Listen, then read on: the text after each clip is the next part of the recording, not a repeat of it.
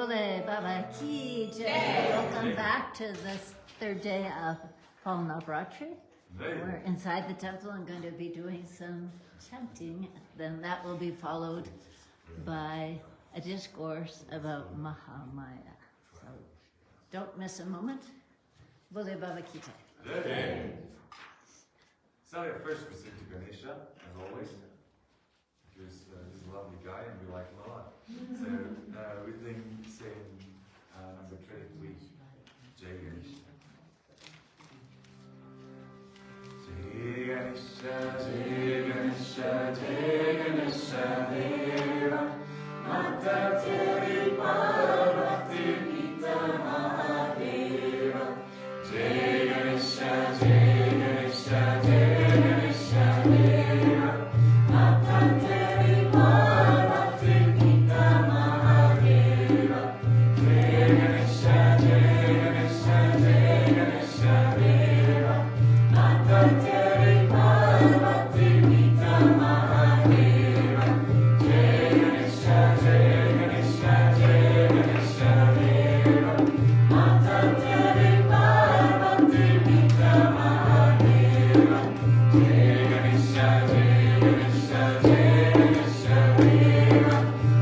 Pita Mahadeva. Jai Ganesha, Jai Ganesha, Jai Ganesha Deva, Mata Teri Parvati Pita Mahadeva. Jai Ganesha, Jai Ganesha, Jai Ganesha Deva, Mata Teri Parvati Pita Mahadeva.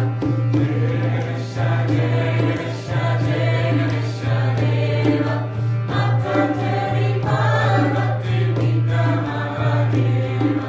Jai Ganesha, Jai Ganesha, Jai Ganesha Deva, Mata Teri Parvati Pita Mahadeva. Jai Ganesha, Jai Ganesha, Jai Ganesha Deva, Mata Teri Parvati Pita Mahadeva. Jai Ganesha, Jai Ganesha, Jai Ganesha Deva, Mata Teri Parvati Pita Mahadeva. Jai Ganesha, Jai Ganesha, Jai Ganesha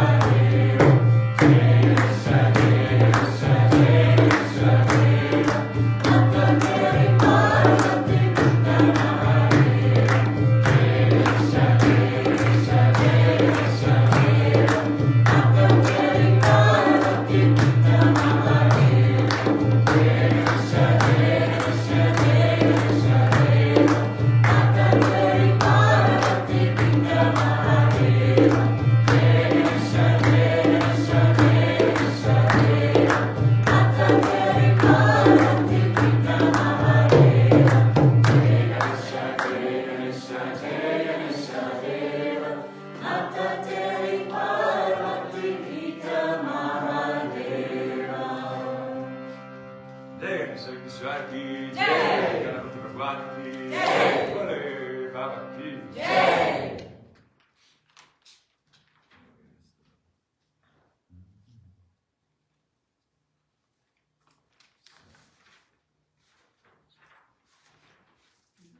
So now we sing.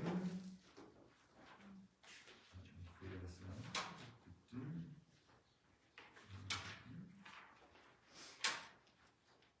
And sing number 10.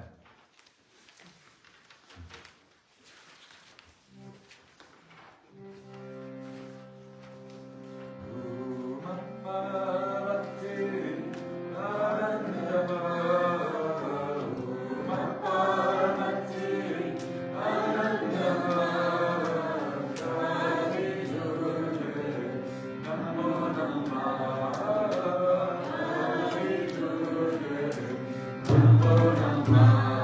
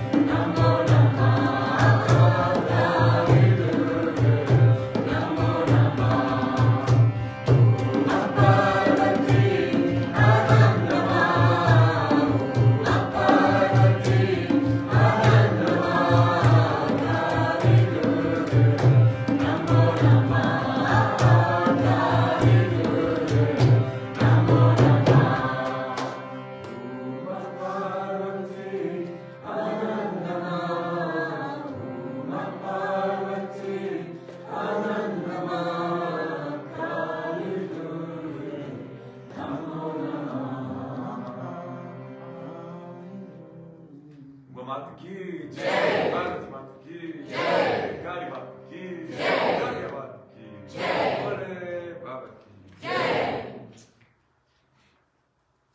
Sweet. Twice in one day. Might do it a third time, maybe. So now we sing a song to Hanuman. It's not in the book, but it's very simple.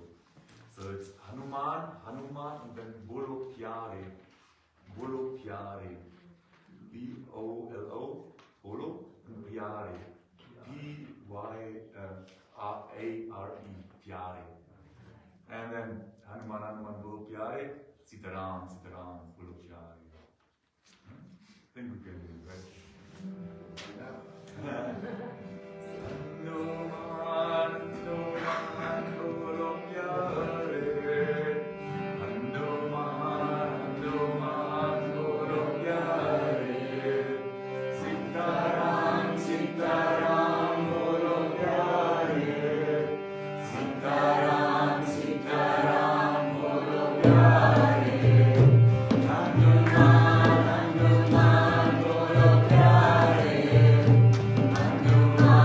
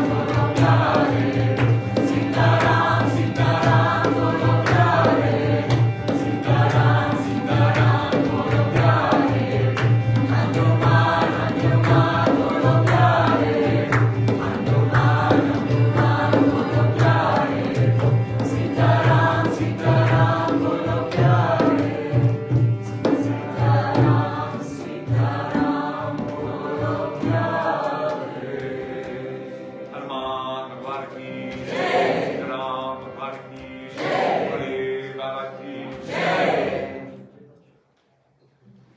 Discourse. No. First, le chanson.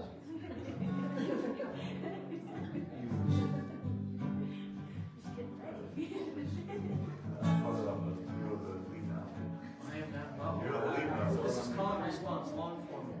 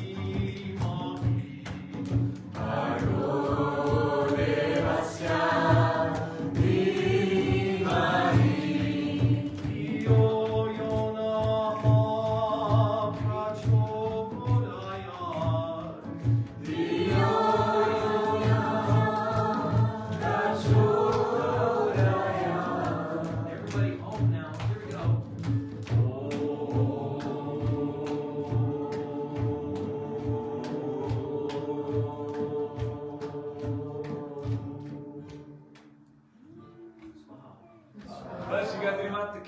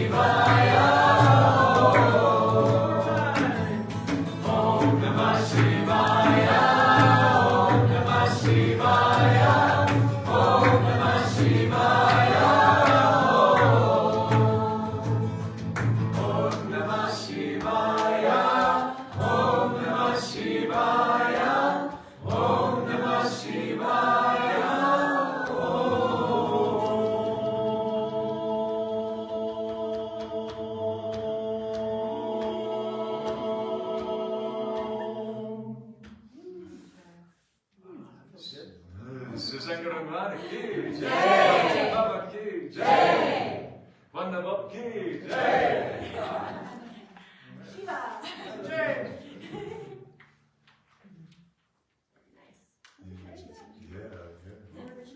Yeah, it's a.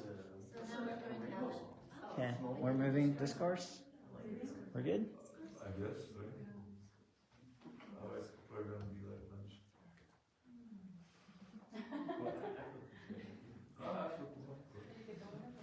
That's a discourse, right? Yeah, I could also see it. Maybe a little closer.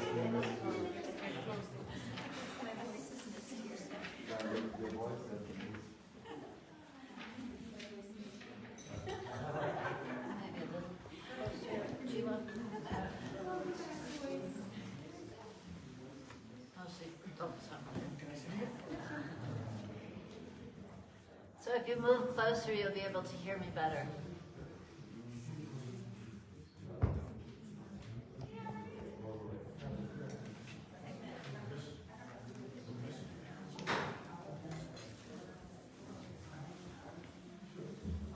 No, just think right here.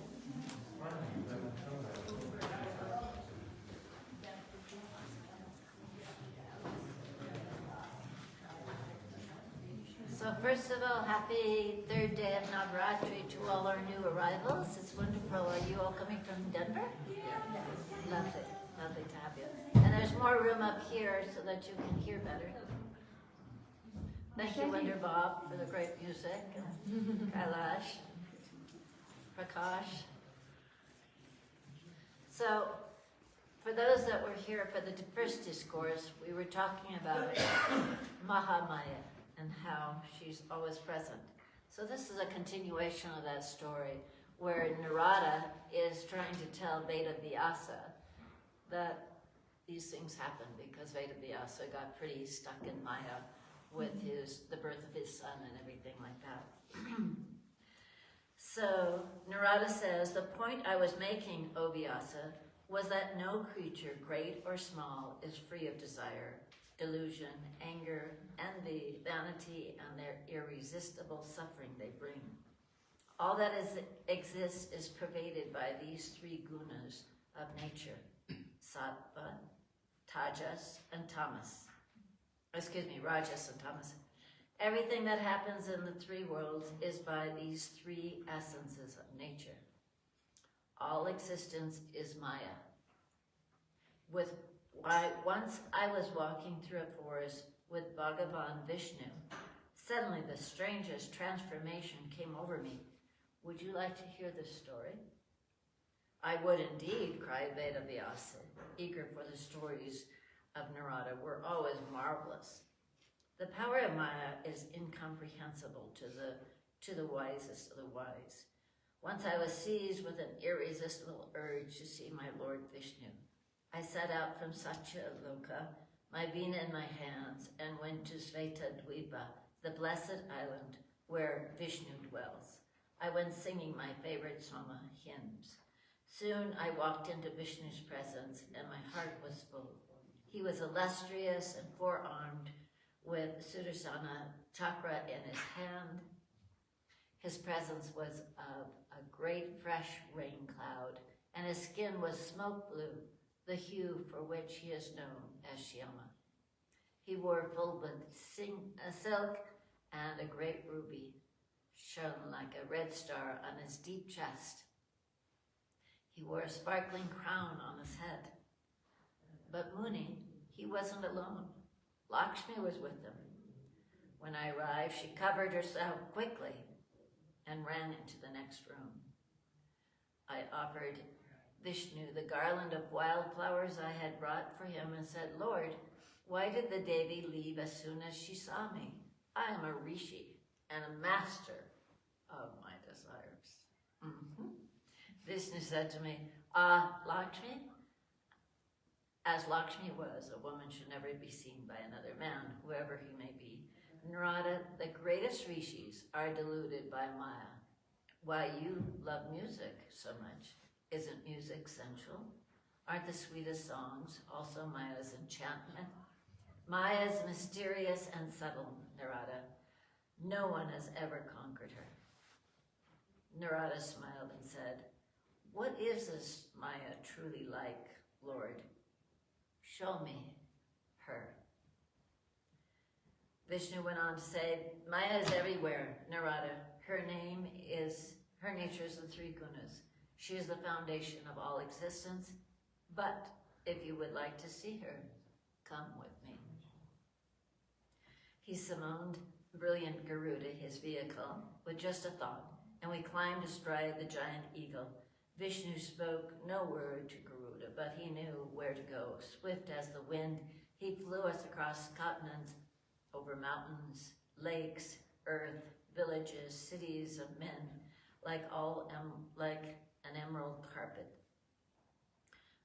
We went over herds of deer and elephant, and finally we came to a place near Kanauj.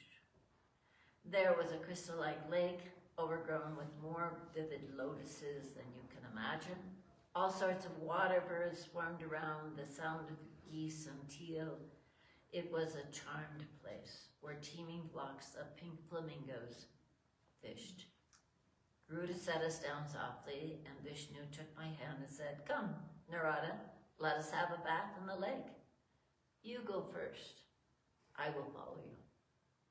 I gladly set aside my deerskin and my veena and walked into the water. I tied my hair up and put some kusa grass that grew conveniently near and performed Ashram. The water was cool and invigorating and scented sublimely with the lotuses that grew on it. I plunged in and began to bathe. After my first immersion, I turned and I saw Vishnu gazing at me with a strange look in his eye. I felt the queerest tingling in my body, and when I looked down at myself, I cried out. I had turned into a woman, and I stood thunderstruck and saw Vishnu pick up my veena and my deerskin. Smiling, he mounted Garuda and flew into the sky. As he went, it seemed he took my memory with him, for I no longer remembered who I was. I forgot all about Narada and his veena, why I even forgot about Lord Vishnu. In a daze, I came out of the lake, mother naked, and ravishing too, and sat on the velvet moss on the lake's side, gazing out over the breeze, wondering who I was and how I had gotten here. Then I heard horses' hoofs behind me and turned to see a handsome king staring at me. He called to me, lovely one, who are you? Are you a Nagini, an Aspara, a Devi? Whoever you are, do you belong to any man? If you don't, please marry me, for I have lost my heart to you. The king's name was Talbaj, and when he proposed to me so forthrightly, I thought earnestly for a moment and said, I don't know whose daughter I am. I do not know who my father and mother are. All I know is that this dark man brought me here to this lake. He also has gone away, and I do not know where. My lord, I don't even know my own name. I am an orphan, and I am lost and helpless. Will you help me? The king asked for a golden palanquin to be fetched and some fine silk clothes for me, and he took me home with him to his palace. I no longer knew who I was, but within the week, an auspicious day, the king took me for his wife with all ceremonies. The king named me Sabhagya, Sundari, and I was dearer to him than his life. Day and night, day and night, he wanted just to be with me, and he was a handsome king, and we spent most of our time passionately. We would both also range around the kingdom together, city and forest, lakes, green banks, and wooded hills in the flush of our love. I knew only that the king's order, and remembered nothing of my life before, or the Vedas, or the Shastras. Thus, my friend, 12 years flitted by as if they were just some weeks. One day I realized I was pregnant. The king was beside himself with joy. He spent all his time pampering me, bringing me anything I wanted. In time, I was delivered of a son. The king delight knew no bounds. 2 years passed, and then I became pregnant again, and another fine prince was born to us. Why, in time, I gave birth to 12 boys and spent my days raising them. Our lives were perfectly happy, and soon our princes came of age, and we found suitable brides for them. Before we knew it, the king and I had become grandparents. Our palace was full of bright voices and laughter and all the things that are most precious to human. Of course, I grew increasingly entangled in attachment. No trace of who I really was remained, either upon my person or in my mind. Only when any of my children were ill did I suffer. But soon our sons and their wives also fought once in a while amongst themselves, and then I did feel anguish, but was helpless against time's ravages that all the living must endure. I sank deeper and deeper into the bondage of samsara. Why, I grew proud, thinking what a good wife I was, and what an able mother I was, what a kindly mother-in-law and loving grandmother. I also thought of myself as a sage queen who had her husband's ear. But fate moves on and sweeps everything before her. My husband had an enemy in the neighboring kingdom, and one day this king arrived with his legions to attack our city. And my sons and grandsons all rode out to defend our city. The battle was swift and savage. All my children were slain. My husband barely escaped with his life. The enemy rode away, having achieved the revenge. I went wailing to the battlefield. Grief ripped me, and I could hardly stand it. I flung myself across my body, my sons' and grandsons' dismembered bodies, and my screams rang across the bloody field. Just then, Vishnu arrived, there in the guise of an ancient and splendid Brahmin. He said to me conversationally, "Why are you crying, gracious mother? You seem to belong to a good family and to be a woman of wealth besides. Your tears are caused by moha. You are not too attached. You are deluded. Go and bathe at some sacred tirtha and offer til and tarpanam for your dead. Stop tormenting yourself, beautiful queen. Come with me. I will take you to an auspicious place not far from here. If you bathe there, you will find peace."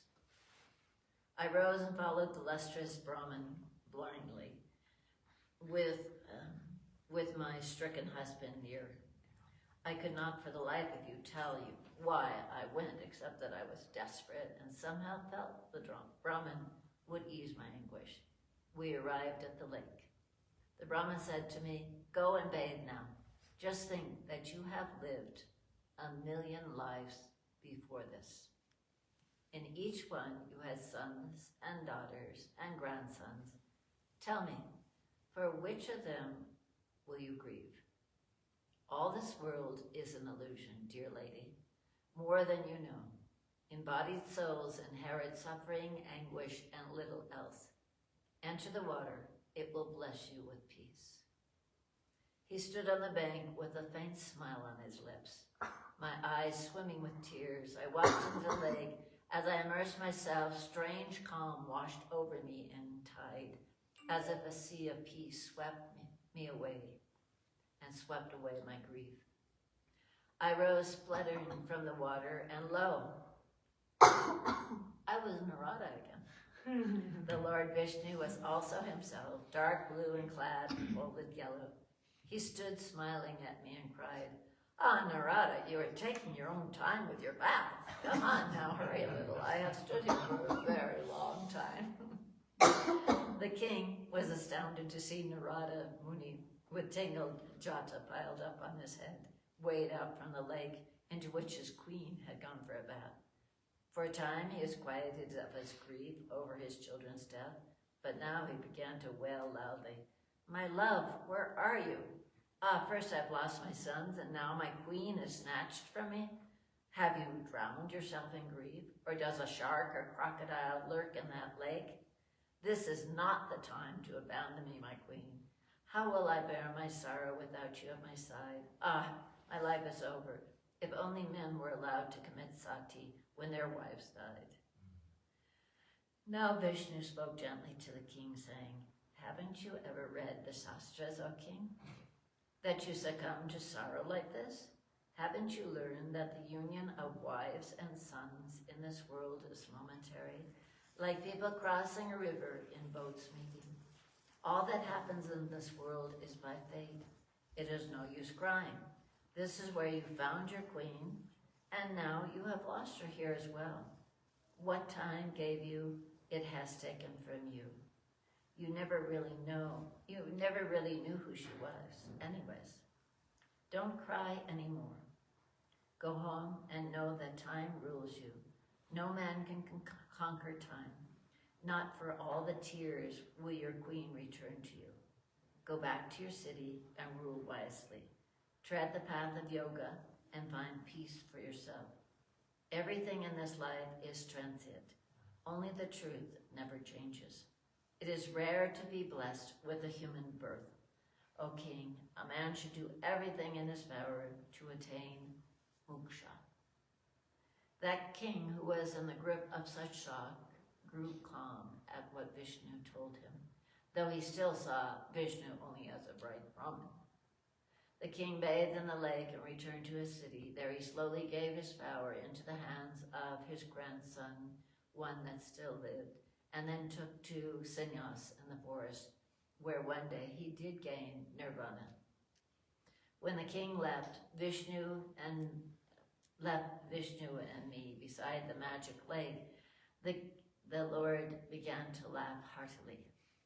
I said to him, Vishnu, Maya is powerful indeed, but Lord, how did I lose my memory so entirely when my soul was my own all the time?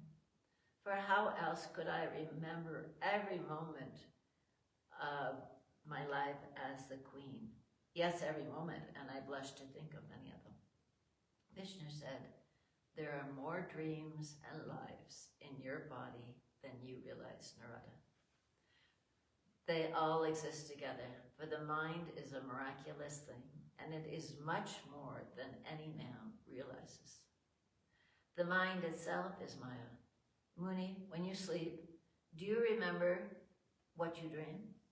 Yet while you are asleep, all that happens in your dreams is real enough, isn't it? All lives are dreams of one kind or another.